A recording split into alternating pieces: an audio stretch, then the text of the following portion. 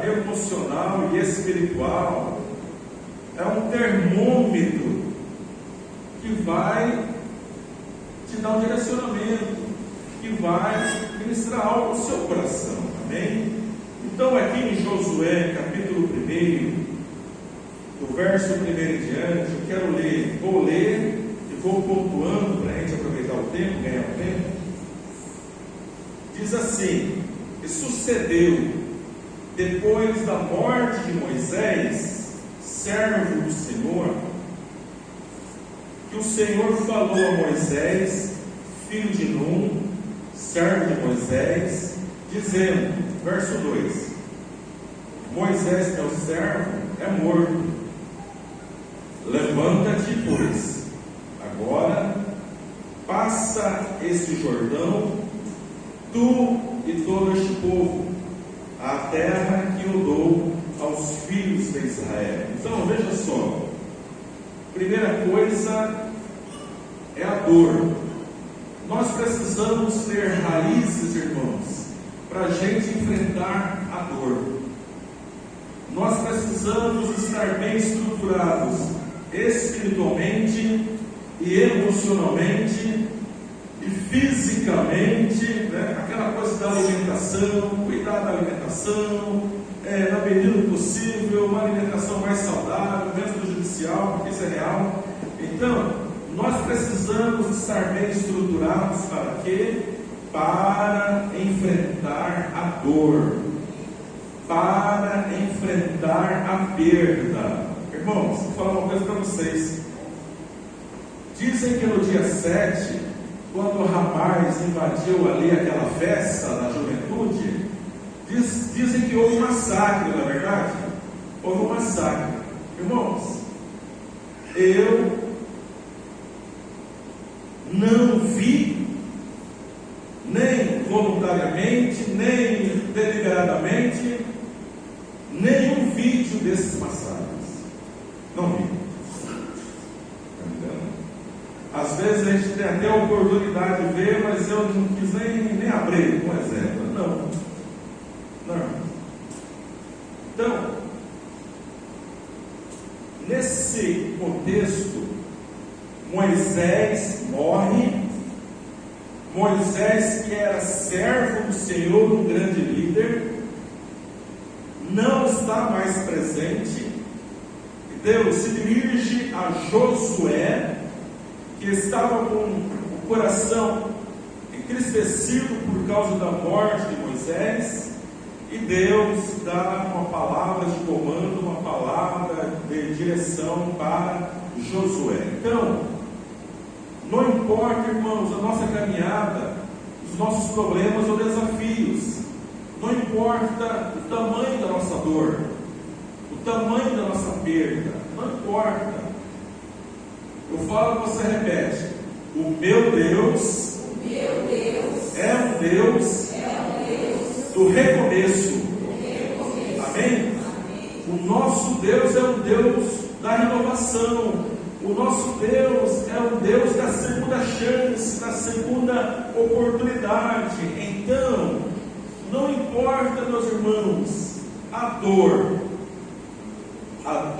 por causa de uma perda, a dor por causa de um prejuízo, a dor por causa de uma guerra, a dor por causa de uma enfermidade, a dor por causa do luto.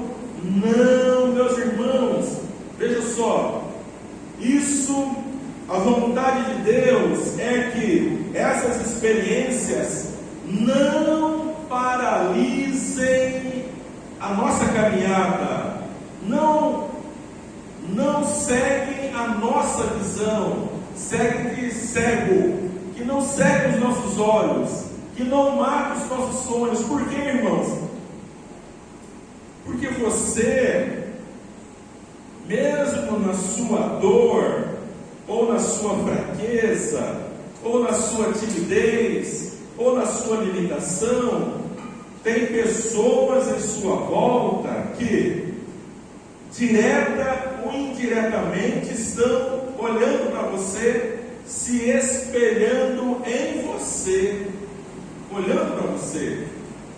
De repente, lá na sua casa ou na sua família, você é o espelho, você é o forte, você é o sábio, você é o inteligente. De repente, lá para a sua família, você é aquele ou aquela, para ele tudo dá certo, ou para ela tudo dá certo. Então, você é um referencial, a começar pelo seu filho, a começar pela sua filha, a começar pelo seu esposo, sua esposa. Você é um referencial.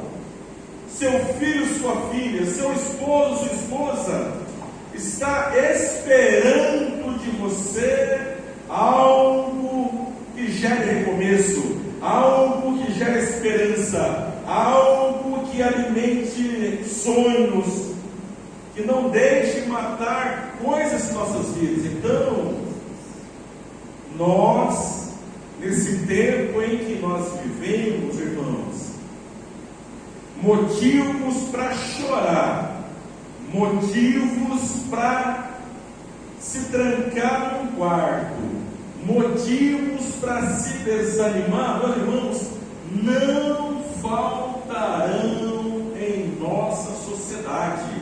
Não vão faltar, irmãos. Essa é a realidade. Está entendendo?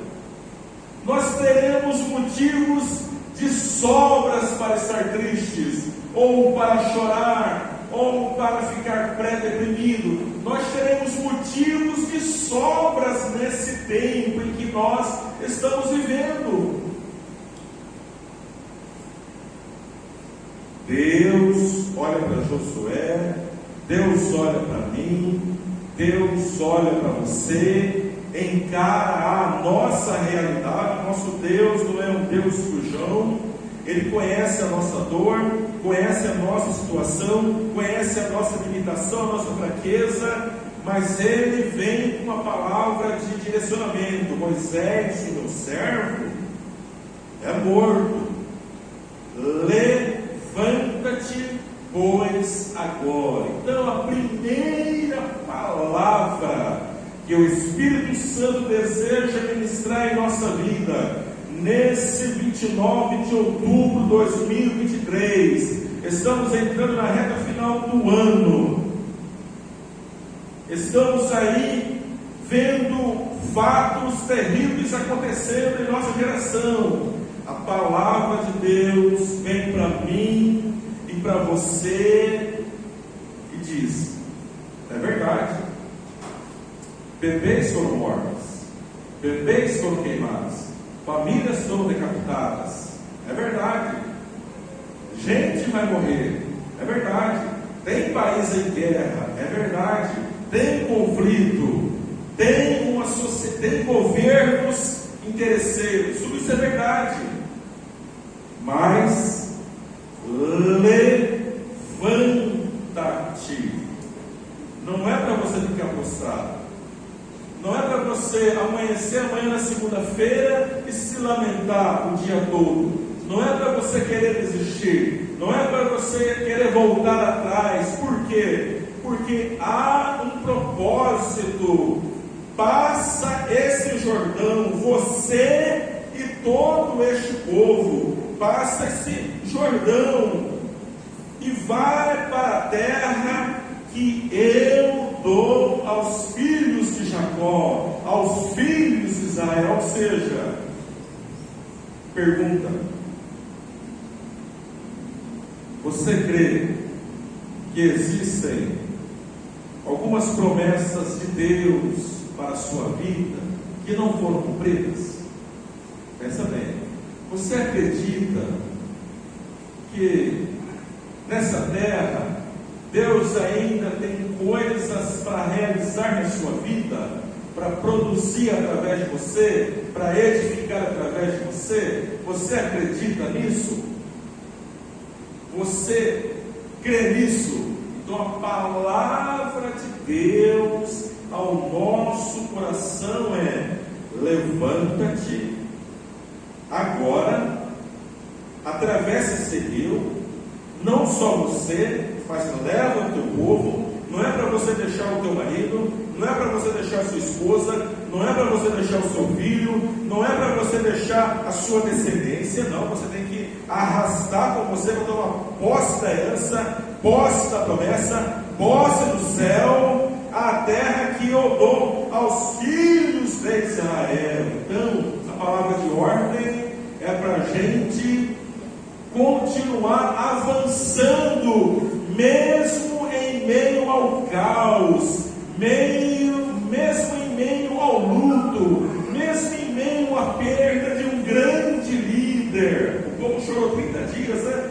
Mesmo diante dessa experiência muito triste, não podemos parar, não podemos voltar atrás, que não haja em nosso coração, meus irmãos, o desejo de querer voltar para o Egito, para a escravidão do pecado, para a escravidão de demônios, para a escravidão de Satanás. Que não haja em nosso coração isso. A palavra de Deus para nós é: levanta-te, pois agora, arrasta com você, leva com você, que você possa direcionar esse povo. Agora aqui, meus irmãos, quero abrir um parênteses. Todo o lugar que pisar a planta do vosso pé, eu tenho dado, como eu disse a Moisés. 4. Se você estudar isso aqui direitinho, desde o deserto e do Líbano até o grande rio, o rio Eufrates, e a terra dos heteus, e o grande mar, o mar Mediterrâneo, né? Para o poente do sol, será o vosso termo, ninguém te poderá resistir. Então, aqui fala, se você estudar isso a fundo, dos limites da terra prometida. Então, quero dizer uma coisa para você. Hoje, onde Israel está, é bem menor que isso. Presta atenção. Hoje, onde Israel está, é bem menor que isso. Israel foi refundado em 48. Irmãos, há 75 anos Israel vive em guerra. Sabe o que é uma nação? O Brasil tem quantos anos? 523. O Brasil, irmãos, por esses 500 anos não fez guerra grande como Israel fez em 75. Então, terra, como dizem os especialistas, o terceiro grande conflito vai ser por causa da religião, os fundamentalistas. Guarde isso na sua mente. A próxima grande guerra vai ser por causa da religião. Vai ser, em primeiro lugar, pode haver uma fumaça, uma cortina de fumaça. Não vai ser por causa da economia, por causa de outras terras, por causa de água, religião. Tá? Se você pesquisar a fundo, você verá que Abraão, pai de Jacó, pai de Israel, Abraão, pai de Ismael, pai dos árabes, você vai ver, Abraão, pai de Isaac, Isaac simboliza Cristo, pai daqueles que creem na fé, pai dos cristãos, meus irmãos. Então, mas existe aí no coração um desejo muito forte. Qual é esse desejo? Eu quero governar, tem que ser feito a minha vontade, a minha religião tem que prevalecer, a minha religião tem que dominar, a minha filosofia de vida tem que dominar os 5 continentes do planeta, nem que for preciso eu exterminar vidas, governos e nações, mas a minha vontade precisa prevalecer. Esse é o cerne da questão do jogo. Foi Por isso a gente não pode simplesmente baixar a cabeça. Não. Como igreja, nós temos que continuar orando por essas nações, governos e o propósito de Deus. Amém? Então, veja só, os limites de Israel, meus irmãos, que Deus falou para Josué: ninguém te poderá resistir. Traz tudo para hoje, leva tudo lá para a Terra Santa. Ninguém te poderá resistir, porque todos os dias, durante todos os dias da tua vida, como fui com Moisés, assim serei contigo. Olha só, irmãos, não te deixarei, nem te desampararei, não te deixarei, Josué, não deixarei Israel, nem desampararei. Eu não vou abandonar. Aí entra a aliança, irmãos. O que Deus falou para Abraão em Gênesis 12? Abraão, olha só a encrenca e a bênção também. Abençoarei aqueles que te abençoarem. Então, cuidado com as palavras que você libera, né? Hoje nesse tempo. E amaldiçoarei aqueles que te amaldiçoarem. Aliança. Em ti, Abraão, serão benditas, felizes, abençoadas, bem-aventuradas todas as famílias da terra. Aleluia. Então, meus irmãos, pergunta: quem vai derrotar Israel? Aquele paizinho desse tamanho, quem que vai derrotar? Raciocina comigo. Quem vai derrotar Israel? Quem?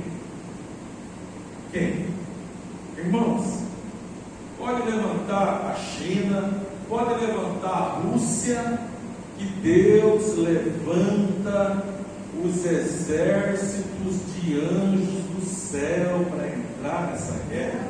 Não tem como. Por quê? Porque há uma aliança, há uma promessa, há uma palavra, há uma raiz. Israel tem uma raiz fundamentada em uma aliança e Deus não volta atrás, irmãos. Está entendendo? Então eu quero que você entenda, se você lê testemunhos de soldados do inimigo que relataram depois das guerras, a guerra da independência, a guerra de Cesias, a guerra de Yom Kippur, se você testemunhar, eles falam, irmãos, olha, pergunto para eles: por que vocês pararam de avançar? Por que vocês pararam de lutar? A gente viu um grande exército vindo, a ufa de anjos guerreiros para pelejar em favor de Israel. Então, Israel é essa coisa, irmãos, que você não entende, tá? Então, abençoa. Se você não vai abençoar, não fala nada não, tá? Porque a maldição está. Ó, irmãos, dá dó. Dá dó daqueles palestinos que são peças de manobra, né? São instrumentos de manobras ali naquela sociedade. Dá dó das crianças, das mulheres, dos idosos. Dá dó, irmão. Dá muita pena, muita tristeza, compaixão. Mas a gente precisa o quê? Levanta-te. Não deixe isso te paralisar. Não deixe isso matar o seu sonho. Não deixe isso matar a sua visão. Não deixe isso te revoltar o coração. Não deixe isso impedir que você tome posse da vida eterna. Não deixe que isso aconteça com você. Não deixe. Mas que dá dó. Dá muita dó. Mas na verdade eu tenho mais dó daqueles palestinos do que do povo de Israel. Israel, né? Israel, na verdade.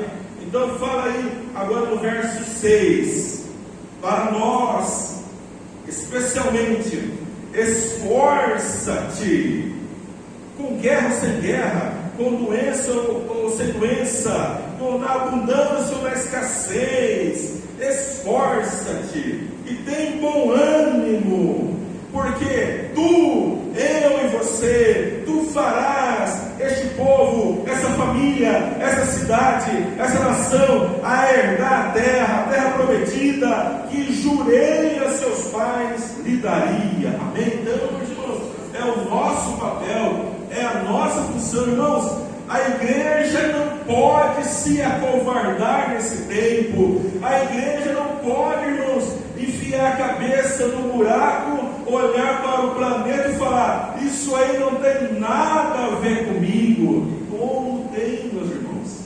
E como tem a ver com a gente? Por quê? Porque nós podemos fazer a diferença.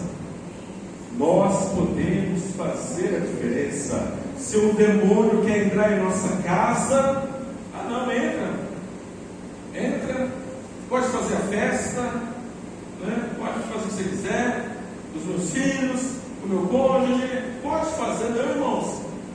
A palavra diz que nós temos que resistir, fazer resistência, aplicar resistência, lutar e relutar, ou seja, esforça-te, não aceite isso não, tenha bom ânimo. Verso 7, então somente esforça-te e tem muito bom ânimo para teres o cuidado de fazer conforme toda a lei, ou seja, o inimigo deseja lançar em nosso coração, meus irmãos, o desânimo. Como que esse povo é povo escolhido de Deus fazendo isso? Desânimo. Como que esse povo é capaz de avançar essa guerra? O inimigo quer colocar desânimo no nosso coração, desânimo na nossa vida. O inimigo quer nos paralisar diante de uma questão. O inimigo quer que a gente enxergue de uma forma toda avessa, toda contrária, toda mentirosa uma realidade. Então nós precisamos tomar cuidado, e aqui ele reforça como nós conseguiremos manter uma visão correta. Então somente esforça-te, tem muito bom ânimo, para teres o cuidado de fazer conforme toda a lei. A palavra, meus amados irmãos, conforme toda a lei que meu servo Moisés te ordenou. Dela, a palavra, meus amados irmãos, não se desvie nem para a direita, nem para a esquerda, para que prudentemente te conduzas para onde quer que andares. Não se aparte da boca o livro dessa lei, antes medita nele dia e noite, para que tenhas cuidado de fazer conforme a tudo quanto nele está escrito, porque então, consequência, então farás prosperar o teu caminho e serás bem sucedido. Você crê nisso, irmãos? Você crê nisso? Você vai prosperar no meio da guerra, você vai prosperar de uma forma extraordinária no meio da dor, no meio das circunstâncias adversas, e você vai ser uma pessoa bem sucedida no seu caminhar. Você crê nisso? Isso é possível? Isso é possível. Isso é possível. Então, meus irmãos, eu posso falhar com você, outros líderes podem falhar com você, o governo pode falhar com você, uma pessoa que você tanto ama pode falhar com você. Mas, meus irmãos, a palavra de Deus não vai te trair, não vai te enganar. A palavra de Deus não vai te desamparar. A palavra de Deus sempre estará sinalizando: lâmpada para os meus pés é a tua palavra. É uma lâmpada. Você viu, oscilou, ficou escuro, a gente não enxerga, a gente pode tropeçar, a gente pode tomar uma direção errada, mas lâmpada para os meus passos, meu caminho é a tua palavra, luz para o meu caminho, para a minha vida. Então, você pode querer desistir de muita coisa nessa vida, Mas não desista da palavra de Deus, porque ela permanece para sempre. Amém? Para sempre, para sempre. E olha só o que fala o verso 9: não te mandei eu? Quem está mandando a gente? Quem enviou Moisés? Deus foi fiel. Quem enviou Josué? Deus. Deus foi fiel. Quem enviou Jesus Cristo? Deus. Deus permaneceu fiel à sua aliança. Quem enviou nós, a igreja? Quem, irmãos? Deus. E Ele vai permanecer fiel. Fiel com a gente, meus irmãos. Ele vai falar aí: esforça-te, esforça-te, tenha bom ânimo, não temas, nem espantes. Outra versão fala: não desmaie. Por quê? Porque o Senhor teu Deus é contigo por onde quer que andares. Amém? Você, meu irmão, minha irmã, você não foi criado para a dor. Não é a sua proposta. Você não foi criado para a morte. Você não foi criado para ser escravo do pecado. Não. Você não foi criado para viver 100 anos nessa terra e morrer desilutido. Não. Mas isso acontece por causa do pecado. O pecado. Acabou? Não acabou. Não acabou. Não acabou. Você, além de não ser criado para a morte, você não foi criado para ficar no inferno, lá no Hades, no lugar de espera, esperando o juízo, esperando a ressurreição para o trono branco. Você não foi criado para morrer e ir para o inferno. Não. Você não foi criado para ser lançado na segunda morte, que é a morte eterna, que é o lago de fogo e enxofre, segundo Apocalipse. Não, o lago de fogo e enxofre foi criado para quem? Para Satanás e seu exército, Satanás e os demônios. Você não foi criado para ser lançado no lago de fogo e enxofre. Você não foi lançado. Você foi criado para cumprir um propósito de Deus nesta geração. Amém? Por isso que a palavra vem até você. Por isso Jesus Cristo morreu na cruz do Calvário.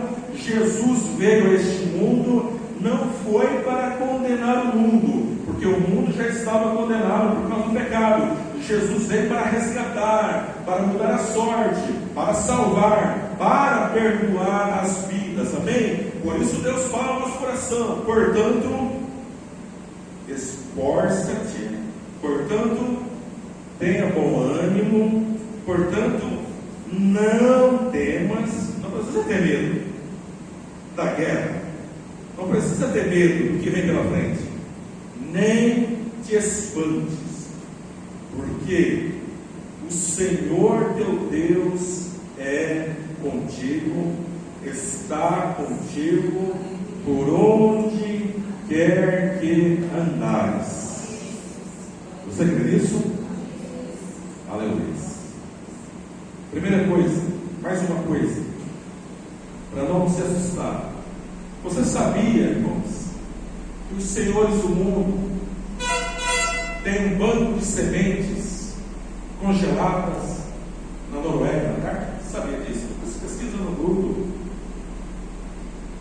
Eles têm um banco de sementes de todo tipo de alimento, né, que se pode plantar. E não é transgênico, não. Eles sabem que transgênico não presta. São sementes puras. Por que isso? Eles chamam de a arca de Noé dos cereais. Por quê? Será que não é para um recomeço, irmãos? Será que não é após uma grande guerra? Será que não é por causa de uma guerra nuclear, eles sabem muita coisa. Deus também sabe, não sei. Mas eles você sabia disso? Segunda coisa, você sabia que, se você pesquisar no Google, Instituto do Templo, você sabe que não tem templo hoje. Você sabia que tudo para a edificação do templo está pronto?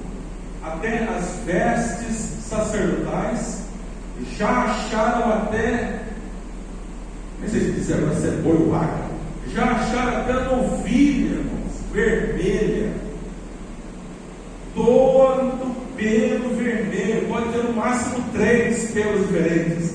Já acharam até a novilha vermelha, com o sangue da qual será consagrada as roupas do sacerdote. Tudo isso é na Bíblia, irmãos.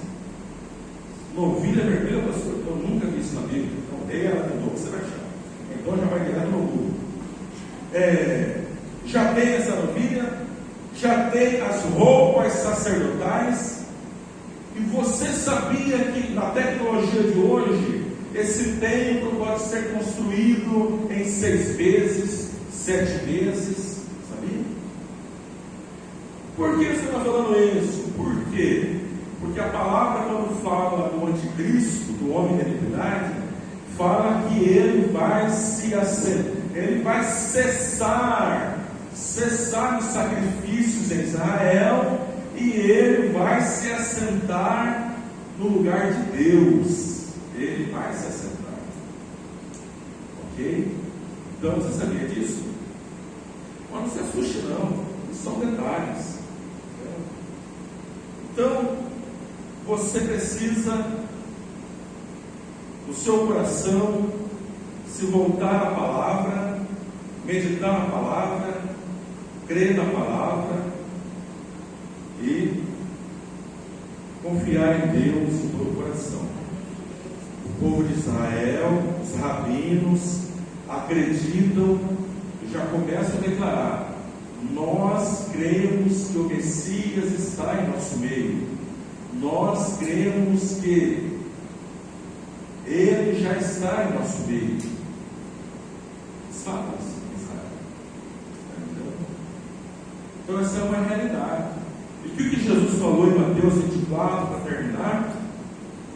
Quando vocês virem a figueira florescer, seus ramos florescerem, quando vocês virem a figueira voltar a botar suas folhagens, porque a figueira primeiro vem a folha, depois, primeiro vem o fruto, depois vem a folhagem.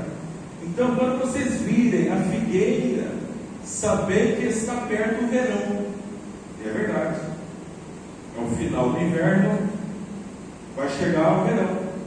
Então, ali ele fala: não passará esta geração sem que tudo isso aconteça, sem que o Filho do Homem seja manifestado. Então, veja só, sinais. Ali ele fala de sinais.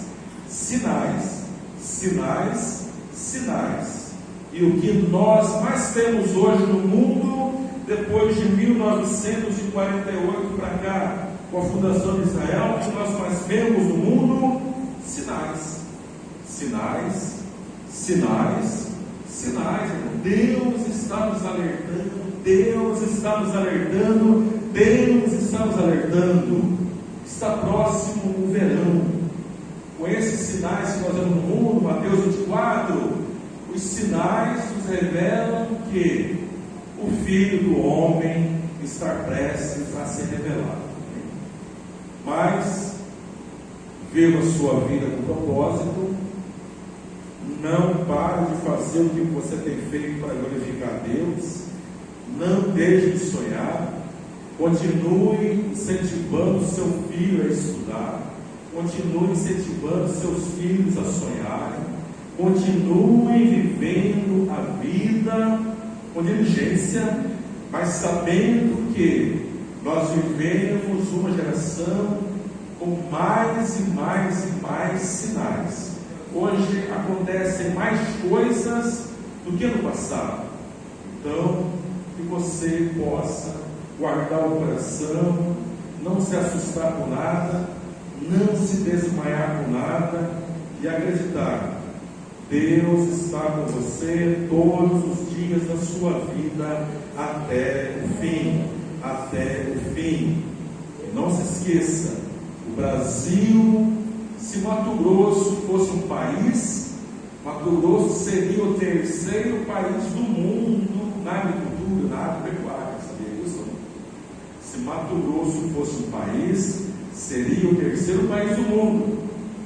Então o Brasil é um celeiro, o Brasil é um lugar de refúgio, o Brasil é o queridinho dos olhos das nações, dos olhos da China, dos olhos dos Estados Unidos, dos olhos da Rússia, os olhos da Índia. O Brasil é o queridinho, está entendendo? Por isso que há toda essa guerra, né, por causa do Brasil também, de poder, domínio. O Brasil é refúgio. Eu nunca li, mas já ouvi falar. O próprio Chico Xavier, num dos seus escritos, já falava que as nações viriam para o Brasil e que o Brasil abrigaria as nações do mundo. O amanhã pertence a Deus. Vamos continuar crentes na palavra, vivendo a nossa vida com propósito, com alegria. E na hora que o desânimo, o desejar entrar no coração, que você busque a Deus em oração, porque Deus não quer que a gente viva desanimado nessa terra. Deus não quer, amém? Fiquemos em pé, vamos orar ao Senhor, aleluias, louvado seja o nome do Senhor.